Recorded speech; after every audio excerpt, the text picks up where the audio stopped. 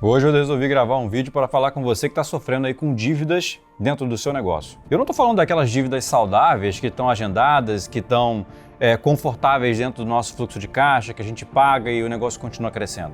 Não. Eu estou falando daquelas dívidas que fazem o nosso negócio desacelerar, em alguns momentos até parar. Aquelas dívidas que aumentam a nossa preocupação, que dão dores de cabeça e muitas vezes faz a gente perder o sono. É assim que você tem se sentido? Cara, esse vídeo foi feito para você, eu vou tentar te ajudar com algumas dicas nesse vídeo. Muito prazer, eu sou Bruno de Oliveira, eu sou o CEO e fundador dessa escola, o E-Commerce na Prática.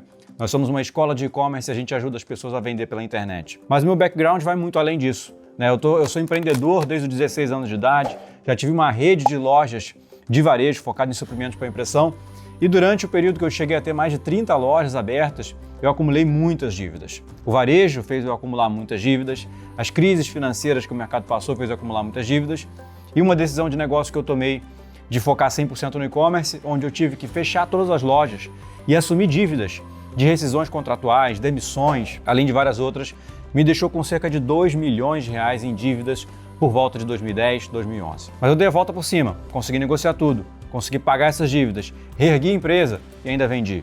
Depois que eu vendi, criei um outro negócio, esse negócio que eu estou aqui hoje em dia, que inclusive eu já vendi também. Então, vamos lá, vamos falar um pouco sobre dívidas, cara. Como é que você lida com isso? A gente sabe que o varejo ele acaba exigindo que você se endivide, porque você precisa de cada vez mais estoque, não tem o fluxo de caixa que você gostaria em relação aos seus recebimentos e pagamentos, então você às vezes tem que pegar, antecipar recebíveis de cartão de crédito, você tem que pegar um capital de giro no banco, às vezes você vai abrir uma outra loja, se você for um varejista físico, e vai precisar investir naquela loja, o fornecedor vem com uma promoção, aí você aumenta a tua linha de crédito com o fornecedor e com o tempo passa você vai ficando cada vez mais endividado. Até o ponto que você consegue pagar tudo de acordo com o teu fluxo de caixa, maravilha. Não é um grande problema. O ponto é que quando você não consegue pagar. Quando você não consegue pagar, você precisa ficar o tempo inteiro adiando e postergando essas dívidas. Em alguns casos você começa a pagar juros. Os juros no início é pequeno, são pequenos, um valor irrisório, mas com o tempo, esses juros eles começam a ficar bem consideráveis. Na época que eu estava atolado em dívidas, eu pagava mais de 70 mil reais por mês de juros de cheque especial. Sangue de Jesus tem poder!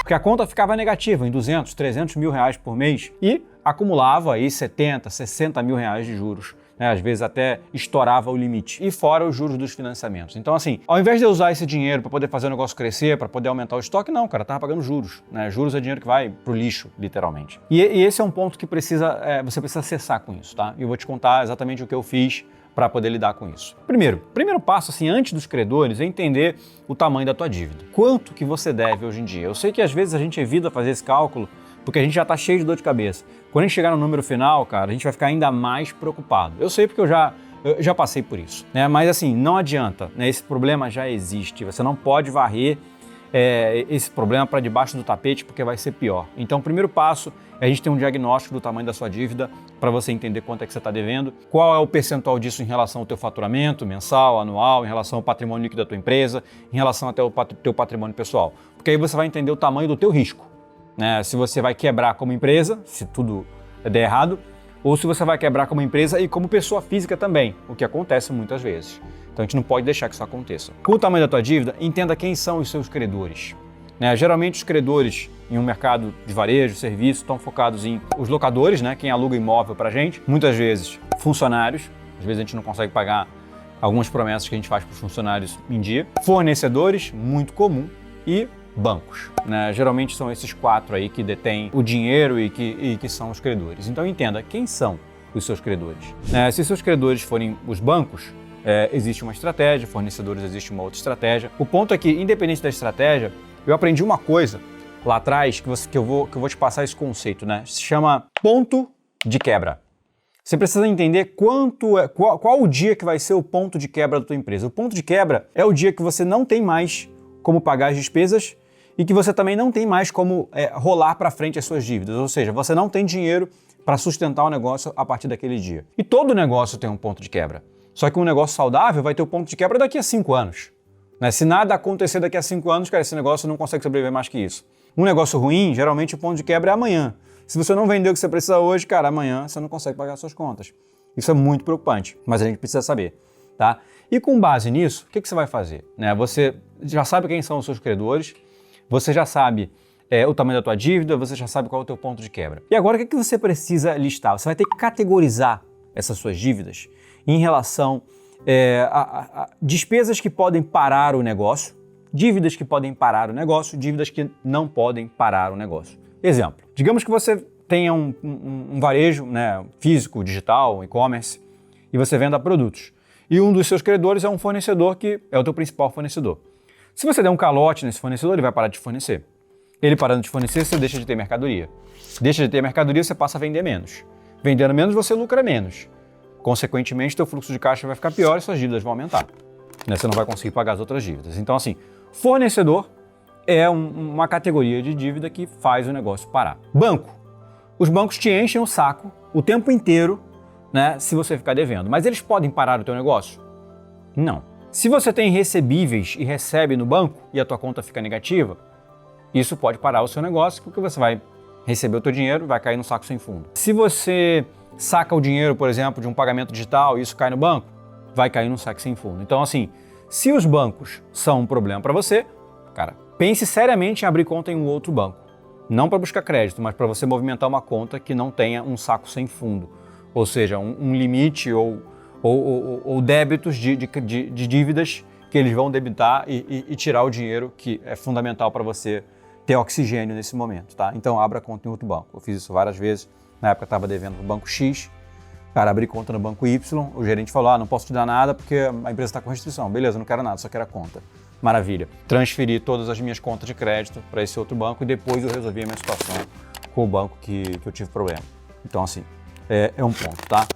Então isso dá para resolver. Agora, que mais, né? Eu falei fornecedores, bancos, o outro detentor do dinheiro é o cliente, né? Então, quando você dá crédito para os clientes, né? Isso é muito comum também, você acabar ficando enrolado, cheio de dívida, porque você dá muito crédito para os clientes. Você precisa talvez fazer esses clientes pagarem, o principal, fazer os clientes pagarem em dia. Uma das empresas que eu já fui sócio, né? É uma empresa extremamente saudável, extremamente lucrativa, porém essa empresa quase quebrou por causa de dívidas com clientes. A gente vendia faturado, né, principalmente para licitações, o governo, as prefeituras, muitas vezes não pagavam em dia e existia uma margem que a gente conseguia sustentar, só que chegou um momento que, cara, chegaram a ficar meses, até mais de um ano devendo, e a empresa ficou sem fôlego para poder se sustentar. Então esse é um outro ponto que você precisa, pelo menos, receber dos seus clientes no prazo que foi combinado. Se eles não estão pagando, cara, você precisa ver algum bem, ver alguma forma de eles te pagarem, porque isso está fazendo falta para você. O outro ponto, né, talvez é encurtar esse prazo, né? Encurtar o prazo que você dá para os seus clientes, tentar vender com um prazo mais curto, dar um desconto para eles pagarem à vista, para diminuir o prazo, né? E tentar, por outro lado, alongar o prazo dos fornecedores. Então, se tu está acostumado a pagar fornecedor com 14 dias, cara, tenta esticar para 28. Se está acostumado a comprar fornecedor com 28, tenta esticar para 60, para 90 dias. Por quê? Nesse momento, você precisa de oxigênio. Você não precisa melhorar as suas finanças, cara. Você precisa de oxigênio para poder manter o negócio vivo. Se o negócio quebrar, já era. Você vai ter que assumir essa dívida na tua pessoa física. Tá? Então, assim, esses são os pontos. Fez isso, organizou a casa, né? O negócio segue girando e o ponto de quebra segue ficando um dia, 2 dias, 3 dias depois. Ótimo, cara. O negócio parece que voltou a respirar, como se ele tivesse aí numa parada cardíaca. A gente pegou o desfibrilador, né, e reanimamos esse coração para ele voltar para o jogo. Agora o que a gente precisa? Cuidar da retaguarda, cuidar da saúde dessa empresa. E aí sim, pegar as dívidas, separar as dívidas que você tem passadas, vencidas, com as compras que você faz atualmente com o fornecedor, negociar, cara, assim, eu tô comprando contigo todo mês 100 mil, mas eu tô te devendo 500. Cara, eu não consigo pagar esses 500 ao mesmo tempo que eu pago os 100 que eu comprei hoje.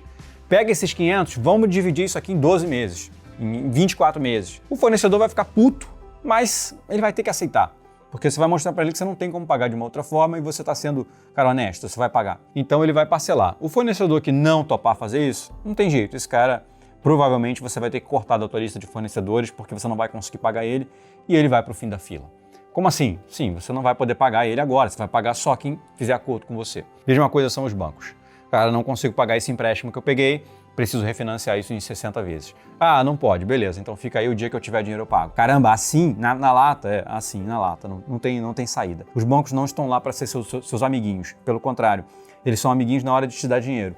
mas quando você não paga, cara, eles vêm aí como os seus maiores inimigos. E eles vão tentar de toda quanto é forma receber o dinheiro de você. Então, faça esses pontos que eu te falei. Com o tempo, você vai ver que as coisas vão se encaixando, né? Os fornecedores ali vão voltando pro eixo, você quita um fornecedor, aí você vai para outro, você quita o próximo, vai melhorando ali a saúde do negócio, quita uma dívida com o banco, depois você quita outra, e aos poucos o negócio vai se reorganizando, né? O ponto principal é que, a partir do momento que você começa essa reestruturação financeira, o teu negócio tem que passar a dar lucro, tá? Então, muitas vezes, por um negócio passar a dar lucro, além de tudo isso, você precisa cortar muita coisa, porque se você vende 100 mil por mês e, cara, tem um lucro ali de 40% líquido, né? Pega líquido não, bruto, né, 40 mil reais, mas a tua despesa é 50, não adianta, todo mês você vai ficar mais endividado, tá faltando 10 mil, você precisa cortar 10 mil de despesa, porque você não vai conseguir aumentar a venda agora.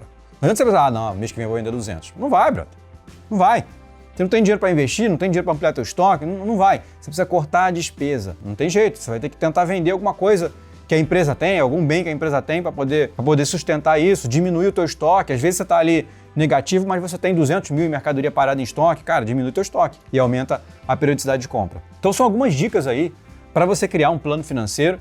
Imagino que eu tenha conseguido te ajudar e esse é muito normal que você tenha várias dúvidas com esse vídeo, né? Coloca aqui embaixo, né? Você tem aqui o espaço de comentários, coloca a sua dúvida que a gente vai tentar te ajudar. Agora, eu sei que muitas das vezes você tá, cara, com muitos problemas e não quer se expor aqui embaixo, né? Além de querer um conteúdo mais avançado, mais completo para poder te ajudar, além de planilhas e coisas para poder te ajudar em uma gestão financeira mais eficiente. A gente pode te ajudar com isso. No E-Commerce na Prática, a gente tem uma trilha completa de conteúdo sobre gestão financeira para você organizar as finanças do teu negócio. Seja um e-commerce, seja um varejo físico, seja uma empresa que está vindo do físico para o digital, seja uma prestação de serviço, a gente consegue te ajudar com o conteúdo que a gente tem lá dentro.